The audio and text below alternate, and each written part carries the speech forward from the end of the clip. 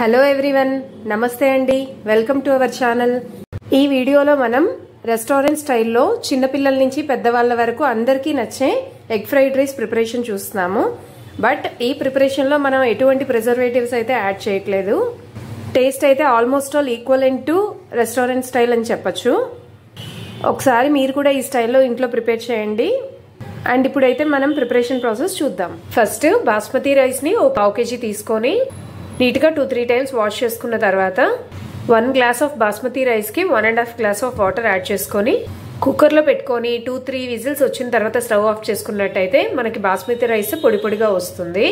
బాస్మతి రైస్ని కుక్కర్లో పెట్టుకునే ముందు 2-3 డ్రాప్స్ ఆఫ్ ఆయిల్ని యాడ్ చేసుకోవడం వల్ల రైస్ పొడి పొడిగా వస్తుంది. ఆయిల్ యాడ్ చేసుకున్న తర్వాత ఒకసారి రైస్ని మిక్స్ చేసుకోండి. ఫ్రైడ్ రైస్ తాలింపుకి స్టవ్ మీద కడాయి పెట్టుకొని 3 టేబుల్ స్పూన్స్ ఆయిల్ యాడ్ చేసుకొని చిల్లీ ఫ్లేక్స్ అండ్ ఈ విధంగా చిన్నగా కట్ చేసుకున్న గార్లిక్ని యాడ్ చేసుకొని చక్కగా ఫ్రై చేసుకోవాలి.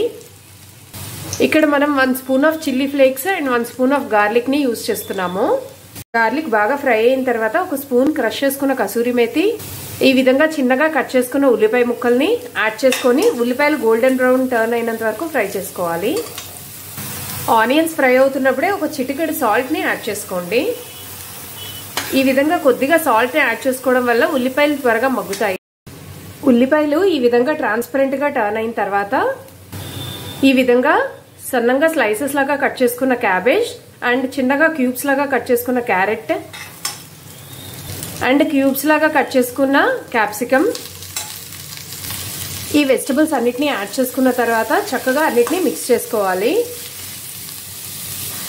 వెజిటబుల్స్ ఈ విధంగా ఫ్రై అవుతున్నప్పుడు ఒక 1/4 table spoon of salt add చేసుకోండి. సాల్ట్ ఓన్లీ వెజిటబుల్స్ వరకే యాడ్ చేస్తున్నామండి మనం. ఫ్రైడ్ రైస్లో వెజిటబుల్స్ 50% ఫ్రై అయితే సరిపోతుందండి. అవి క్రంచీగా తగులుతుంటేనే టేస్ట్ బాగుంటుంది. వెజిటబుల్స్ ఈ విధంగా 50% ఫ్రై అయిన తర్వాత వెజిటబుల్స్ అన్నిటినీ ఈ విధంగా ఒక సైడ్కి ప్లేస్ చేసుకొని అదర్ హాఫ్ ఆఫ్ ద కడాయిలో 1 టేబుల్ స్పూన్ ఆయిల్ యాడ్ చేసుకొని అందులో కొద్దిగా ఉప్పు, 1/2 టేబుల్ స్పూన్ మిరియాల పొడి యాడ్ చేసుకొని ఒక్కసారి ఆయిల్తో వాటిని మిక్స్ చేసుకోండి. అందులో ఒక 4 ఎగ్స్ని బ్రేక్ చేసుకొని యాడ్ చేసుకోండి.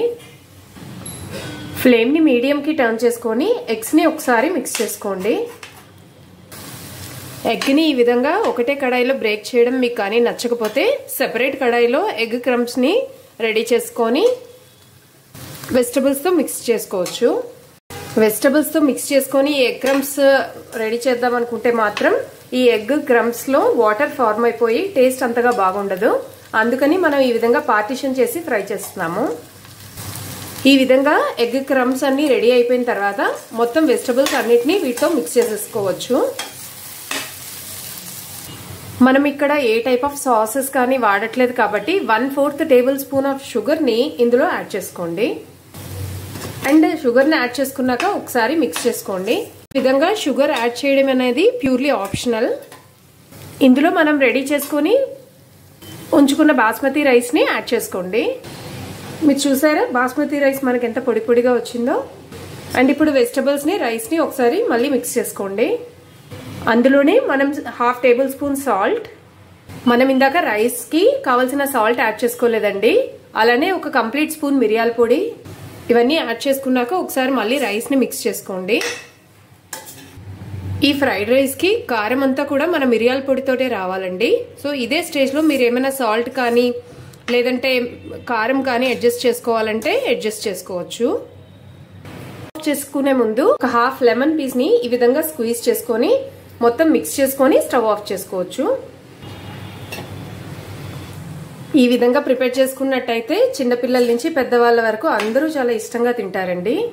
ఈ విధంగా డిన్నర్ రెసిపీ కింద రెడీ చేసుకున్నట్టయితే వేడివేడిగా ఉన్నప్పుడే సర్వ్ చేసుకుంటే టేస్ట్ అయితే చాలా బాగుంటుంది.